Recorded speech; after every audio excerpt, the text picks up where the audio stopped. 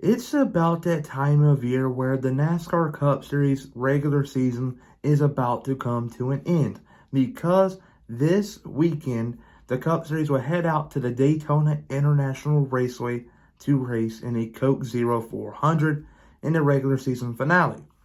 As of now, 15 drivers are locked in and there's only one spot available. And there's only two drivers that can really go for that last spot by points, and that's Ryan Blaney and Martin Truex Jr. The 15th spot belongs to Kurt Busch, but that is a very fluid spot because if they go to Darlington and Kurt Busch isn't active, they will probably give that playoff spot to the first man out, which would probably be Martin Truex Jr. So it's very fluid, but it's going to be a very exciting weekend here in Daytona. And today I am here to give y'all my predictions on how things will play out. And I'm also going to do a Pick 5 contest. And if you're new to the channel and wondering how does a Pick 5 contest work, well, it is pretty simple. All you have to do is go down below to the comment section and type in who you think will finish in the top 5. If you go 5 for 5, you get an autograph of your choice. And if you go 4 for 5, you get an unsigned hero card. But remember, folks, this is the last regular season race for the Pick 5 contest. And after this, going on, will be playoffs. And the championship stuff is going to be determined here in the next couple of weeks on what I'm going to give out. So stay tuned for that. But stay tuned for my picks. And on to the intro we go. I'm Chase Briscoe, driver number 14 Ford Mustang for Stewart Haas Racing, and you're watching William Blackwell on YouTube. Heading into Daytona this Saturday night, there are a lot of storylines to keep a close eye on. The first one being that there are pretty much two drivers that are completely eliminated from playoff contention regardless if they go out and win. The first one being Cody Ware. There you go, a big shocker there. He's had a bad year, a very disappointing year to be exact, because after the LA Clash, I know that team had their hopes high for the season because they were very darn quick, and things have just gone south. Every single weekend, the 51 is being outperformed by his 15-car teammate, and it's not looking good. And surely he'll be back next year, but man, he has to do something next year. It's just embarrassing for that team. The second driver that's pretty much out is Corey LaJoie. A couple of weeks ago in Atlanta Motor Speedway, he had a chance to win that race, got wrecked by the 9-car. A chicken, you know what, move at the end. But hey, there you go. That win really have done much for him when it comes to making the playoffs. He will still be outside the top 30. He would have to be in a tight points battle with Todd Gillan. So the top 30 can still make the playoffs. And those are the two drivers that are pretty much out. And just a little touch up on that LaJoie in Atlanta thing. Chase Elliott thought it was a clean move, but this past weekend, he thought Kyle Larson was a dirty move. Hypocrite. Best way to put it. But moving on from that, there are 15 drivers that have already locked themselves into the playoffs. One of them is being Kurt Busch, but that remains very fluidly because he's missed the last couple of weeks since Pocono because of a brain injury. They did not say concussion, they just said brain injury. So that is very extreme, but his last week's comment looked very promising for him to make a return. But his return is going to come at the most grueling race of the year besides the Coca-Cola 600, which is the Southern 500. It's going to be a tight one there in Darlington, but he still has another week off. And this weekend, heading into Daytona, there's only one spot up for grabs, and that is the 16th spot, which is held by Ryan Blaney via points. He has no wins this year, besides the All-Star race, which is a non-points paying race. And the only driver that can catch him by points is Martin Truex Jr. because behind that, you got Eric Jones, Austin Dillon, Almirola, a lot of drivers that have to win to make it in. So, assuming the 15 are locked in, Kurt Busch races in Darlington, one spot is up for grab. And there are a couple of drivers that can take it over.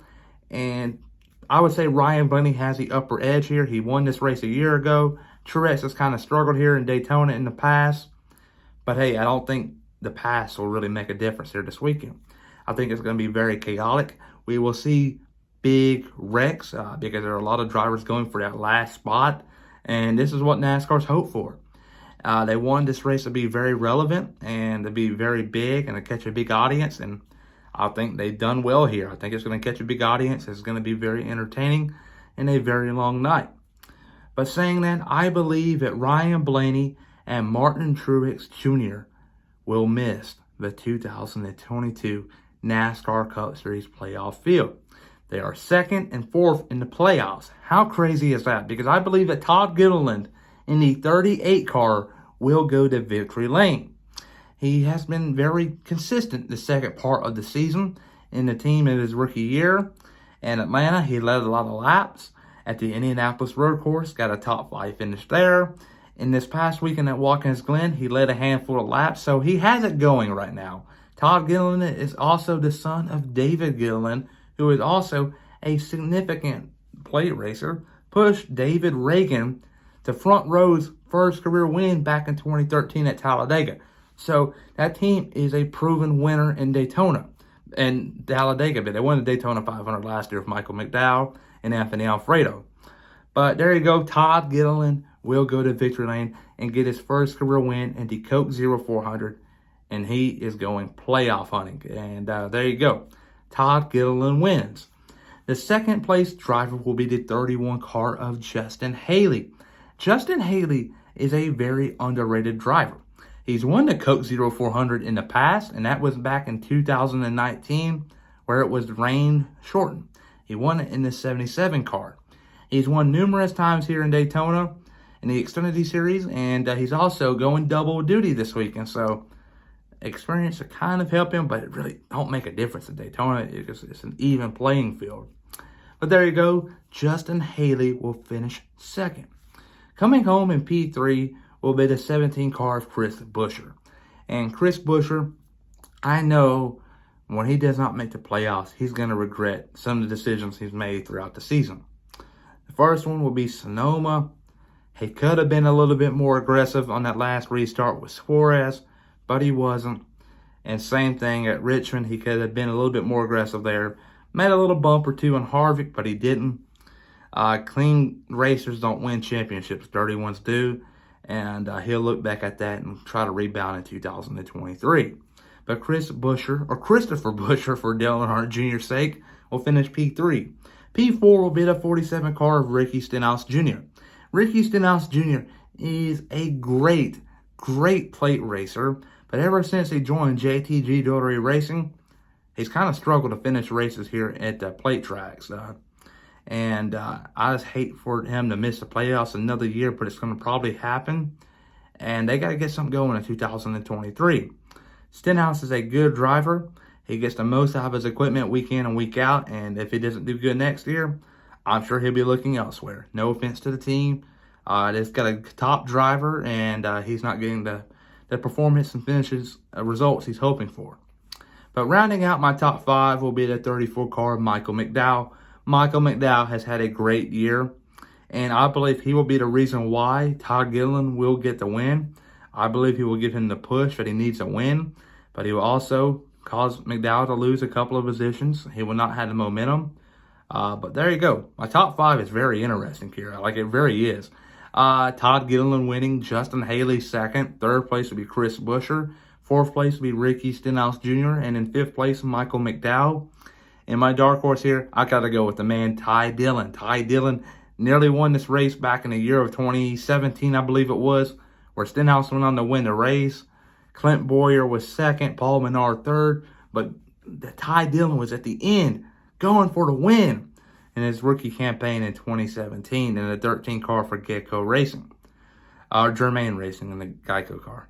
Oh my gosh, time flies. But there you go. There are my predictions for this Saturday night's Coke 0400 at the Daytona International Raceway.